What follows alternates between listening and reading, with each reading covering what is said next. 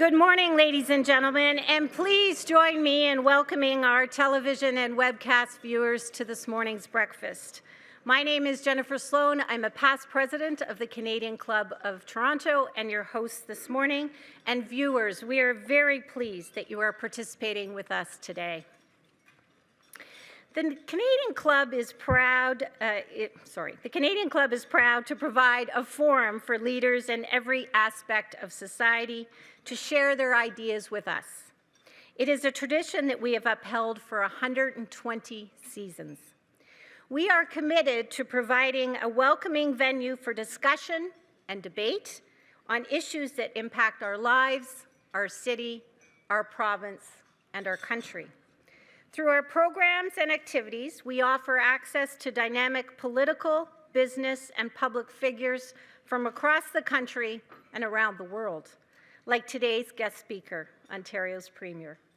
Before I formally introduce her, let me tell you about some of our upcoming events. We will kickstart the new year with our 40th annual Outlook on Thursday, January 12th. It is the GTA's best political and economic forecast lunch, and we hope you'll join us. On Thursday, January 19th, the day before the U.S. inauguration, we will convene our strategist panel of David Hurley, Kathleen Monk, and Jamie Watt, moderated by the esteemed Don Newman. And these sage politicos will weigh in on what the new U.S. president will mean for Canada and our relationship with our southern neighbor.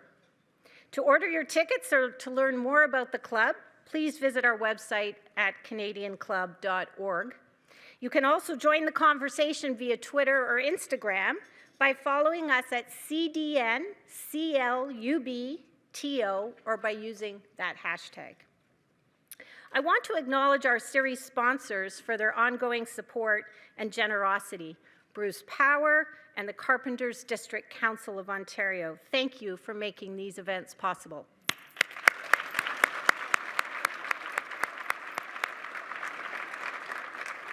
And a special thanks today and a show of our appreciation to our event sponsor today, TD Bank Group. Thanks, Nori.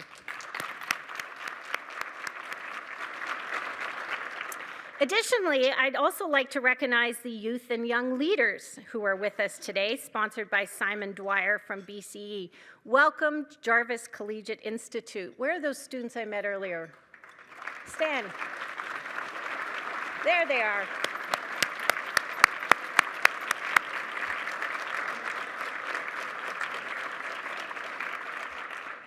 If I thought it was early this morning, I know what they were thinking.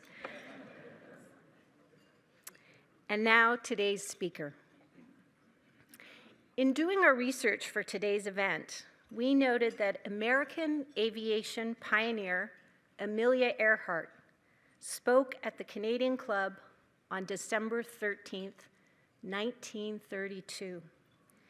84 years ago to this very day that Premier Kathleen Wynne is addressing the club.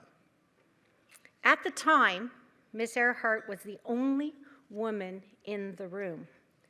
Thankfully, times have changed.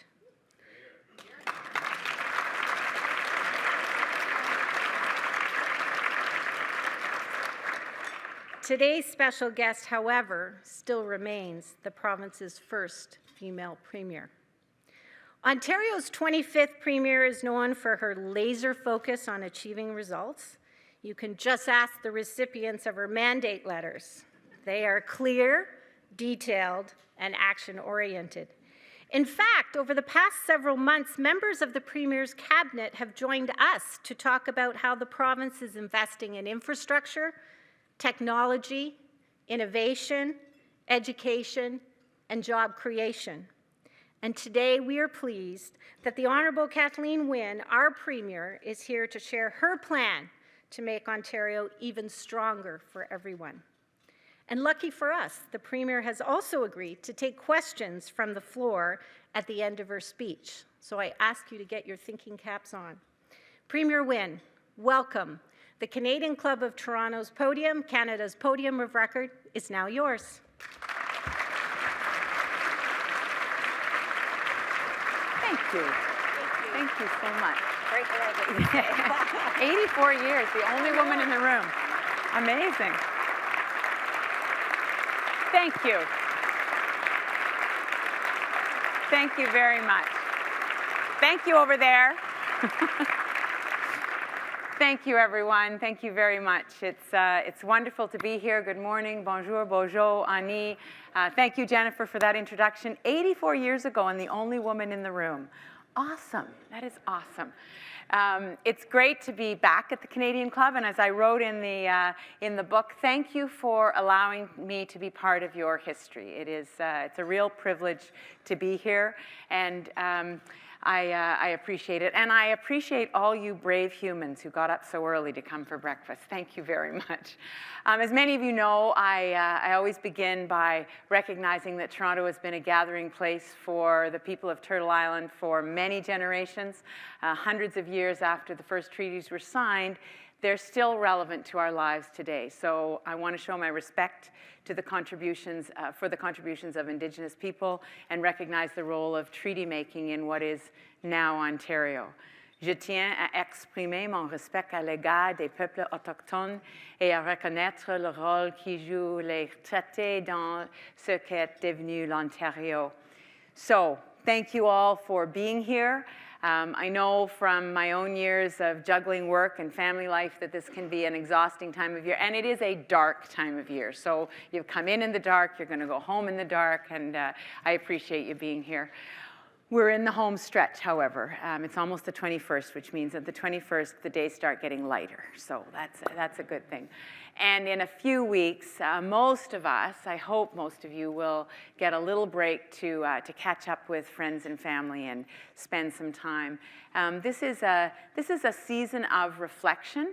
It's a time when we look back at the year that was, and certainly in politics, it has been quite a year. I think we can agree.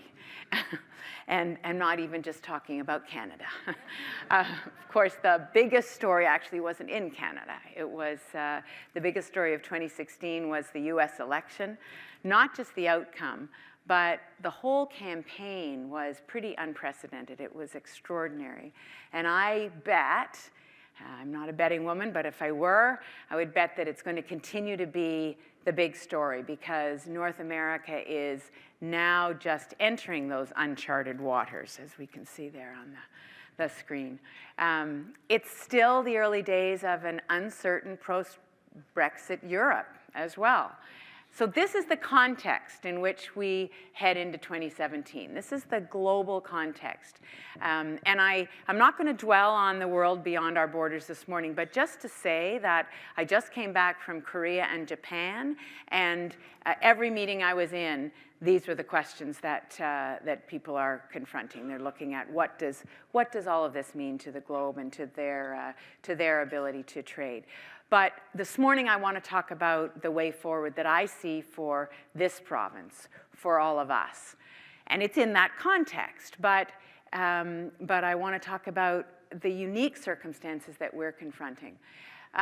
You know, each of us has a story about why we do what we do, why we run businesses or why we choose a particular profession, how we contribute to our community, and for some of us, why and how we got into politics. I wasn't born into a political life, but my family would spend a lot of time analyzing and arguing over the political happenings of the day. I was raised to believe in the power of government to be a positive force in our lives. That was the underpinning of those discussions. That government existed to correct injustice rather than just to let people fend for themselves, to lift people up and to inspire them rather than to divide them. And then later in life, as a mom with my 3 kids, I was concerned about what was happening in their schools. They were in elementary school, and the government of the day was stripping resources out of the public education system. And I had a strong and and sustaining belief in the importance of a publicly funded education system. And the reality is that 95% of children in Ontario are in the publicly funded education system. And so, as Ursula Franklin used to say, it really is the thing that has allowed us, because it is equitable across the province, it is the thing that has allowed us to forge this relatively, and it's not perfect, I get that, but relatively harmonious, diverse society that we live in. But at the time that my kids were little, I was worried about children being left behind because resources were being taken out of the system. I could see it happening, and so I ran to be a school board trustee. And from the moment that I stepped into public life, that value that I was raised to believe in, that government must be a force for good, has been my guiding light. It continues to drive me. I continue to believe in that. In practice, that has often led to making tough choices.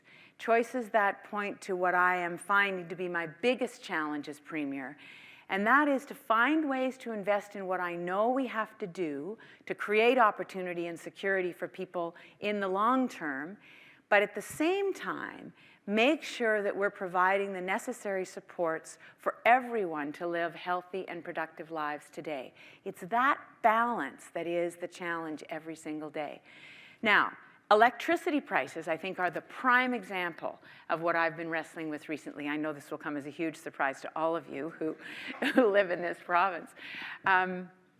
But, you know, we have to be frank and acknowledge that at the turn of this century, Ontario's electricity system was in a mess. Blackouts and smog days were a serious threat to our economic security and to the lives, the quality of lives of the people in the province. The system was broken, and we had to fix it. And we have fixed it. We didn't have a choice about that. We had to tackle it. Today, electricity is clean. It's reliable because of the work that we've done, because of the investments that we've made. There are no more blackouts or smog days. And closing our coal plants for good still stands as North America's biggest step in the fight against climate change, bar none. Exactly. That's right.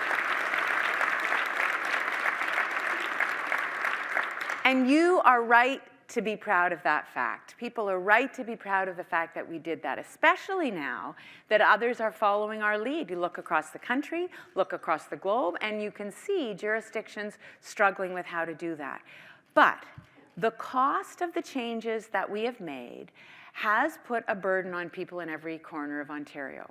People have told me that they have had to choose between paying their electricity bill and buying food or paying the rent. That is unacceptable to me. That cannot go on. And I have committed to fixing it. As you know, next month, every electricity bill will be reduced by 8%, and that's the provincial portion of the HST. And that does make a difference, and it will make a difference. A new program to provide additional relief to those most adversely affected in rural and northern households, that will make a difference too, and will allow about 20% to come off those bills. But it is still not enough. So I've committed to finding more ways to lower rates and reduce the burden on households, and we're going to do that in the weeks and months ahead. I don't know exactly what that's going to look like, but we've made that commitment. We're going to work across the system, and we will get there. And that is my commitment to ensure that government is making a positive difference in the long and in the short term. For the past 2.5 years, we've been honoring that commitment. We've been honoring that long-term and short-term commitment with a plan that's building the province up, it's strengthening communities, and it's strengthening the economy that supports them. Before I go into the details of that plan, I want to just talk about inclusive growth. And that's something that I think helps to differentiate Ontario from other parts of the world. And what I mean by inclusive growth is growth that creates real, everyday benefits for workers and their families. Inclusive growth means things like more retirement savings. It means a faster commute, or a little more left over at the end of every month. And that kind of growth, that kind of inclusive growth, doesn't just happen. It doesn't happen naturally. We've seen how economies in other parts of the continent are leaving some people behind. So in Ontario, we need to work together to guide growth down that more inclusive path, because it's always been a defining characteristic of who we are as a province, and it needs to remain so.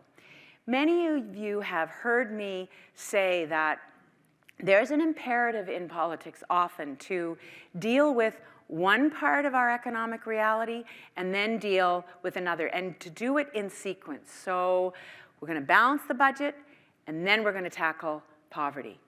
That's not how it works. That is not how it works, because what happens is it's really hard to get to that second part.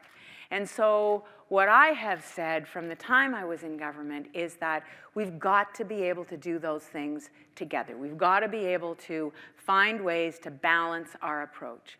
So that's what our plan is about. And government plays a very important role in guiding that kind of inclusive growth.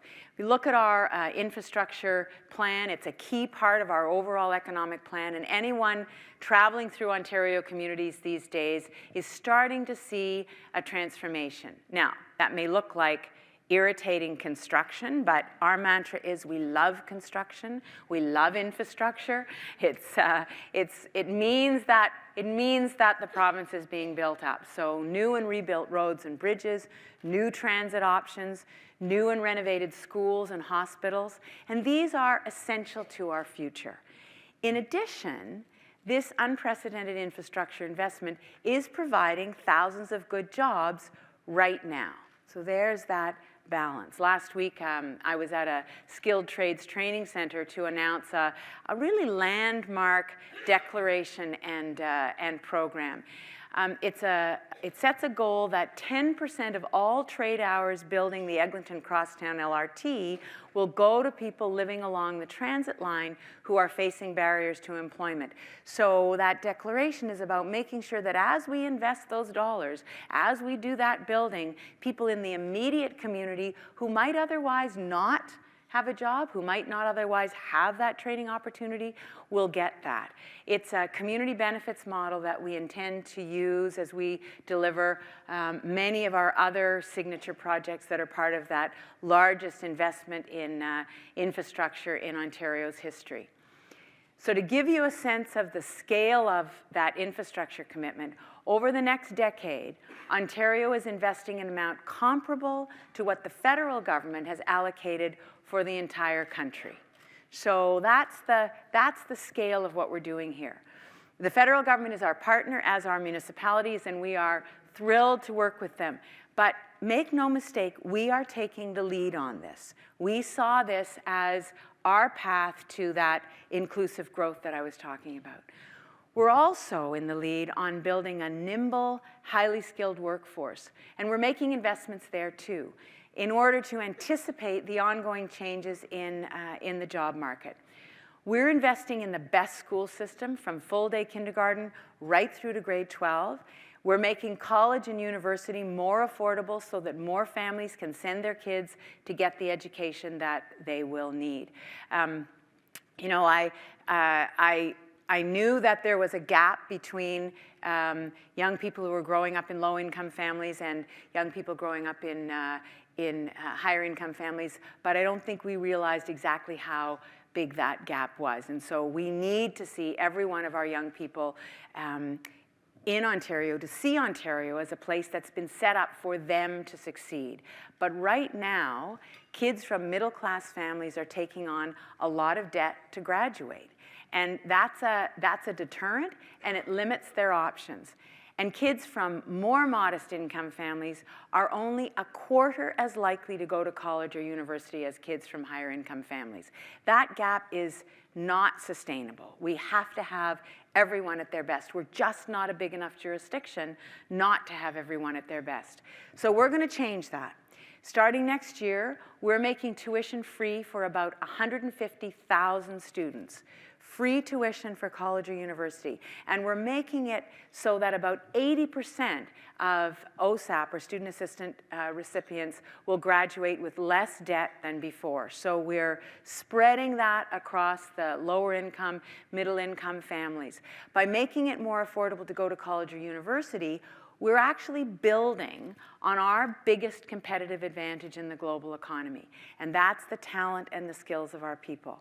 We're building a more inclusive economy where more and more young people can get and can also create the good jobs of the future. So, an inclusive, competitive economy is one that knocks down every barrier. And we just talked about one barrier. Another barrier in our economy is affordable, available childcare. It's why we're also creating 100,000 more licensed childcare spaces. And that's for families struggling to find care. And that build up, that investment means that those spots are going to change those young families' lives. And these are spots for the 0 to 4-year-olds, because with full-day kindergarten and before and after school care, those kids who are in the education system they've already got that care, but it's those little babies before they go to school that we really have not included in a systematic way. It's also going to remove one of the biggest barriers preventing women from fully participating in the economy, and it's why in our gender wage gap report that we got from the experts who were looking at that, childcare was at the top of the list, and so that's why we're moving on that. These are the ingredients of an inclusive, fairer, and a more competitive economy, an economy that serves all Ontarians.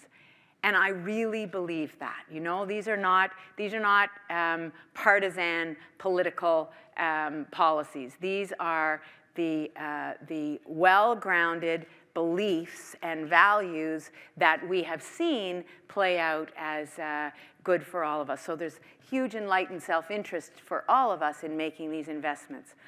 I meet all sorts of people across the province, and like everyone in this room, they know that the quality of life that we enjoy here isn't only about jobs. In everyone I meet, there's this desire to be proud of where they live, their community, their neighborhood, their province. As Ontario's provincial government, we're entrusted with that stewardship.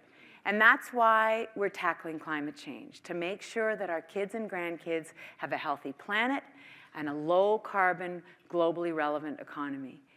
We led the way on improving retirement security, and we persuaded the rest of the country to come along with us.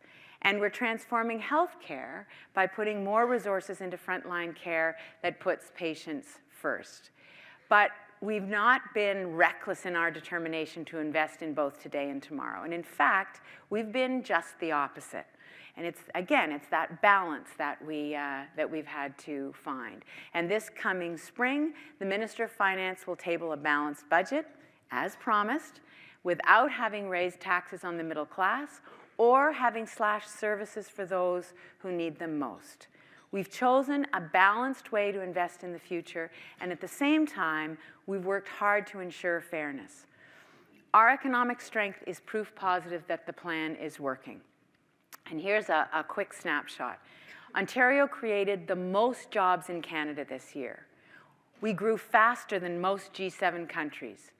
We have the second highest concentration of tech companies on the continent after California. Global businesses like General Motors, Thomson Reuters, and General Electric are making big moves into our province. They're creating thousands of exciting new jobs. Our province is Canada's top place for new business investment. So why are so many companies coming to Ontario? Why are they choosing Ontario? They tell us, literally, that it's because of our highly skilled people, our quality of life, and the opportunities that they see for growth here. And that is incredibly encouraging to me, because our plan is building on every one of those strengths. So I want to celebrate these strengths. They are absolutely what we have been working towards, what we're investing in, and I want to celebrate the successes. And I do. But I want us to keep in mind that the recovery in the province is still uneven. Whether we're talking about regionally or whether we're talking about certain groups of people. Even here in the Greater Toronto and Hamilton area, which is Canada's economic engine, people's experiences of the economy are vastly different. Work is changing dramatically for a lot of families. Jobs are being lost and new ones are created, but the people who were in those jobs are not necessarily able to move seamlessly into the new jobs. So there are gaps. And we need to provide training and retraining opportunities and find ways to support workers and new businesses. And we all need to engage in this together because we cannot sustain an economic recovery that isn't being more broadly shared. It's just not sustainable. At this time of year, and I know the other MPPs in the room, members of my team, we all have the privilege of attending the holiday concerts of the schools in our communities. And for me, listening to those kids, talking to their beaming parents, sharing in the joy of the holidays with people from all over the world, it doesn't just make me feel young and remember when my kids were little, although that is part of it. But the joy in those rooms really is the highlight of my year. And this year, with everything that's happened around the world, these concerts put all of that into perspective. Our province is a wonderful place to raise a family. It's a wonderful place to build a business and to invest in the community that binds us. You know, I have had the experience so many times of knocking on doors, thousands of doors, and every now and then I'll get to one where I spend a long time and, you know, the team is yelling, come back, you've got to move on. But I'm trying to convince this person who's had a bad experience of, I don't know, education or healthcare. And there comes a point in the conversation where I will say, so where would you go? Where else would you go? Where is it better? And then they're, oh, no. Oh, I didn't mean that. No, here's the best place. Okay, just let's put it in perspective because it sounded kind of like you thought there was a better place somewhere. This is the best place. We live in the best place. Absolutely.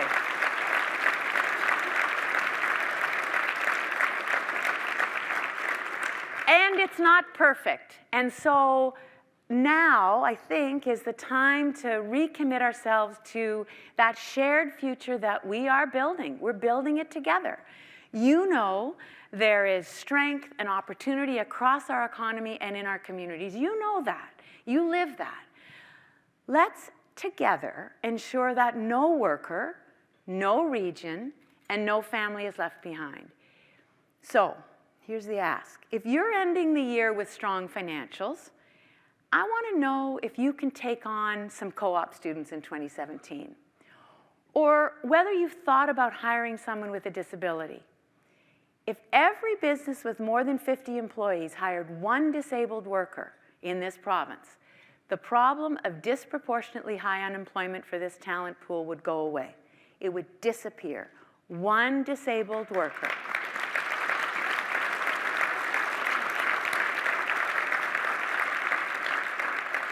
Or you could invest in the services of one of the thousands of brilliant, low-carbon or clean tech startups in Ontario.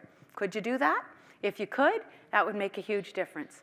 So I guess what I'm saying is, let's work together. Let's work together to make sure every region in this province is unlocking its potential. Les choix de politique que nous faisons sont les bons choix pour créer des débouchés à long et à court terme. Nous bâtissons une économie concurrentielle et inclusive au bénéfice de toutes les familles et des régions et toutes les régions de la province. I want to hear your thoughts and ideas. I want to understand better how we can work together. What does inclusive growth mean to you? Is that a concept that you can get behind? Is it something that you have seen, that you can support? What do we need to do to thrive? What do you need to thrive? How can we better work together? And what is it that government is doing that is supporting you or is getting in your way? How can we make sure that no one is left behind? That's the fundamental question.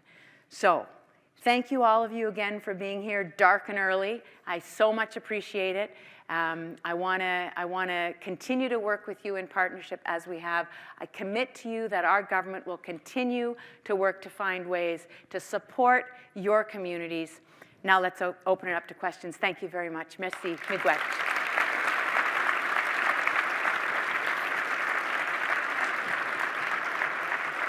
Thank you. Thank you. Thanks, Joanne. Great job. As the Premier said, she'll take a few questions. Do we have? Now, I told those young people from Jarvis, they're economics students, and if they have a question, I think I would love to hear from them, not to put them on the spot. Exactly. No pressure, guys. No pressure. Oh, I'll start, Premier. Okay. You've just come back from Ottawa. I have. Congratulations on being part of this Thank you. pan-Canadian climate change agreement Yes. with 9 other Yes. provinces. It's great. Maybe you could comment just a little bit how Fed-Prov relations are going these days from an Ontario perspective, and what do you think is the next big issue that's going to hit that federal provincial premier's radar? So I'll start with the first part of your question. The difference between the conversation or the non-conversation with the previous government and the conversation with the current government is night and day, because there is a conversation, you know, and it's really a wonderful thing to have an opportunity to sit down with the Prime Minister in a formal gathering as premiers and with First Nations, which is what we did initially with in the climate change discussion, and then to have an informal conversation about healthcare.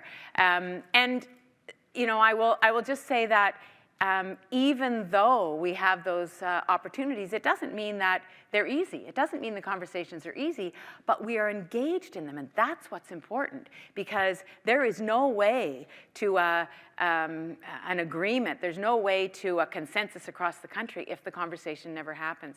So it's a great working relationship. There are always bumps along the road, but that's the case in anybody in a relationship here where there's never been a bump. Just saying, everybody's going home for the holidays. They're going to be with their families. No bumps in those roads. I say to the Minister of Transportation. So it's great that we have that opportunity. The next big issue is on the front pages of the paper this morning. It's healthcare. There's no doubt about that. You know, we have a situation right now where the plan, as it exists, is to go from a 6% escalator on the Canada Health Transfer to 3%. And I would just remind everyone that that 6% or 3% is only a percentage of 23% of what is spent on healthcare in the country. So when we talk about 6%, it's 6% of a fraction of what is spent in the country. And so what all the premiers are saying is that that's not going to cut it. We need a more engaged discussion on healthcare, and we need a federal partner who's going to step up. I mean, the reality is that the original deal, and I know we're not going to go back to that, was a 50-50 share between provinces and the federal government. We're not going there, but right now we have a 23% share from the federal government. It's not enough, and so that's the conversation that we're having. And Ontario has put a proposal on the table that is backed by evidence. 5.2% we're proposing. It's a starting point for a discussion, but in the conversation, I will tell folks that in the conversation with the Prime Minister, that informal discussion that we had after the climate change conversation, the Prime Minister agreed that, yeah, the health ministers and the finance ministers need to be able to talk about an evidence-based solution, because the 3% that is on the table is really only related to GDP growth. Well, that is not related to the growth of the need in healthcare. And so we need to look at the evidence from the healthcare system and figure out what those numbers are. So I'm encouraged that we're going to have a good discussion. Again, will it be easy? No, it won't. But I think we all know that investments in home care, investments in mental health, investments in innovation, those all need to happen. At the same time, we're having a discussion about pharmacare across the country. So those are tough issues, because our healthcare system is part of what defines us as Canadians, and so we need to make sure that we protect it. And do we anticipate that conversation to happen early year, mid-year? Well, the health and finance ministers are meeting next week. We've all said to the Prime Minister that, you know, we're all in budget discussions right now, so we need to know what we're building into our budgets pretty soon. So will we have an answer next Monday? Probably not, but my hope is that early in the new year we'll know. Good. I thought I saw a hand over here. See, a brave student from Jarvis Collegiate. Hi, everyone from Jarvis. We just, first of all, want to thank you guys for having us here. It was really wonderful to hear you talking. And we heard you say a lot about having an inclusive environment. And the few of us here at Jarvis who represent Jarvis really just want to say how much we appreciate that, because at Jarvis, being downtown, we have a lot of different students, and that's just really encouraging. We look forward to being a part of it and helping the city become more inclusive. Thank you. Awesome. Awesome.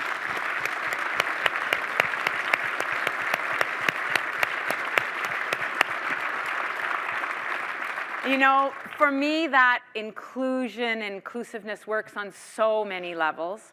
And when I was Minister of Education, I had the privilege of reintroducing the notion of inclusive education and equity back into the Ministry of Education. The previous government had literally, and I'm not making this up, had literally taken the word equity out of all education documents. Ministry officials were no longer allowed. There was no discussion. The anti-racism secretariat was taken out of operation, and the whole discussion of how we have a more equitable society had been banished from the halls of Queen's Park. So I was privileged as the Minister of Education to bring that conversation back. So for me, part of that inclusive economy is making sure that we understand how our differences are our strength. You know, we use those words. We talk about our diversity being our strength, but what does that mean? How does that actually work when we are in a workplace or we're in a community where we have vastly different backgrounds? And how do we understand each other? And how do we leverage that into a society that embraces each other and understands that we're better off. You know, when I go to India and every other person I meet has a family member in Brampton,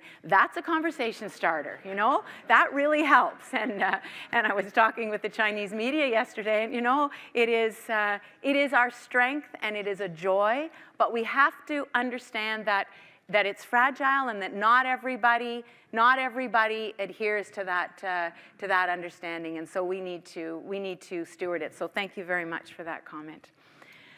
Do we have another question? Oh, right there, Colleen. Okay, so this will be our last question. So Colleen will make her way over. Good morning. Morning. Thank you very much, Premier, for coming to speak with us. My name is Zachary Rose. I'm the Executive Director of the Ontario Undergraduate Student Alliance, an organization that represents 140,000 university students across Ontario. We love USA. Thank you. So I really appreciated your comments going over the really substantial changes that your government has made to financial aid and access and OSAP, and particularly encouraging everyone in the room to take on co-op students. That's fantastic as well, so I would echo that. My question for you is, other than access and the affordability piece, what do you see as sort of the next big challenge in higher education that needs to be addressed in order to build up the skilled workforce of the future? So I know that my Minister of Advanced Education, because I heard her laugh, Deb is here. You have a very distinctive laugh, my friend.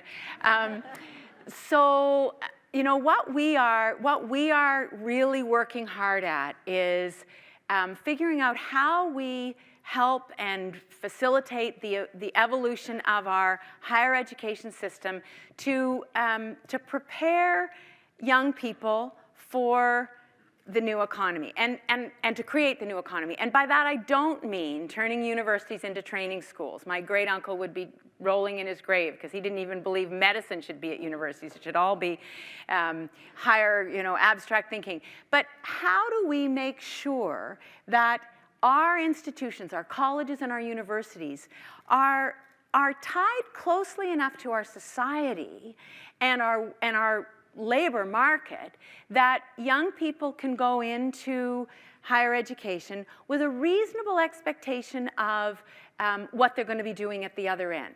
And you know, I think that what happens sometimes is that young people in our particular system, young people are not exposed to the options in a way that they could be, which is why I said the thing about co-op. When I go into factories, and I have the great privilege of being able to go into places where things are being made and where advanced manufacturing is the order of the day, I hear the owners and the folks on the plant talking about having difficulty finding the people that they need. And I think that often young people, because we have developed an education system that isn't as tied to the workforce as maybe in other jurisdictions, I think we've done ourselves a bit of a disservice. So I think that's the big challenge. When do we start helping kids to think about what they might be doing or what work is? That doesn't mean you can't have an academic endeavor. It just means that you've got a more realistic view of what the world is, and you actually understand that there are fantastic jobs in advanced manufacturing, in technology. You know, why don't more young women go into engineering? Why don't more young women go into STEM generally? And the most brilliant explanation I heard of that was a few weeks ago. Someone said to me, because the women want to know what the impact of the work is going to be. The guys love you all, but you love the stuff. You love the toys, you love the equipment, but the women don't necessarily want to play with the equipment. They actually want to know what the impact is going to be, and once you can convince them and show them what the impact is going to be, then they're more interested. So I think that we've got that kind of work to do with our post-secondary institutions, and that's exactly the Highly Skilled Workforces report. That's the direction that they have pointed us in, and so and I look forward to USA's take on that. So thank you for the question, and Premier, thank you very much. Thank you, Joanne. Thank you. Thank you. Thanks, everybody.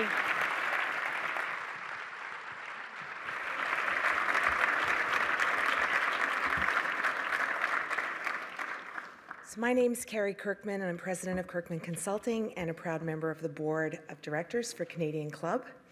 Premier Wynne, on behalf of the Canadian Club of Toronto, I'd like to thank you for taking your time out of your busy schedule to share your plans for building Ontario up with us.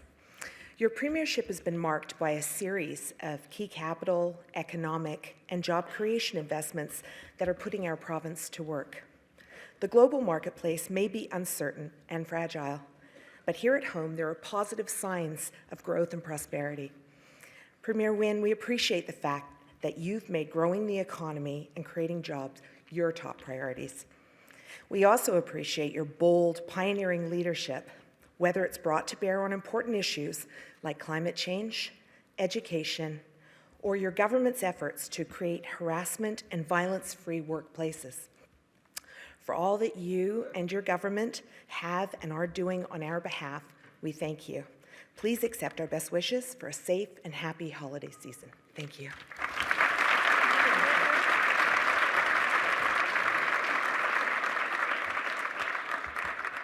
Thank you, Carrie, and I too would like to express my thanks to Premier Wynne for being with us today. Thank you, Premier. I'd also like to extend another round of thanks to our series sponsors, Bruce Power and the Carpenters District Council of Ontario, and thank you also to TD for being with us this morning and today's event sponsor. Thank you. This concludes our program this morning, which will be broadcast on Rogers TV in the days to come. We are grateful to Rogers TV and 680 News for their continuing promotion of Canadian Club events. We'd also like to thank MediaEvents.ca, Canada's online event space, and VVC for live streaming this morning's breakfast with the Premier. To learn more about the club, please visit us at canadianclub.org. Thank you for joining us this morning, and on behalf of the Canadian Club, I'd like to wish you all a safe and happy holiday season, and we hope to see you again early in the new year. Our meeting this morning is adjourned.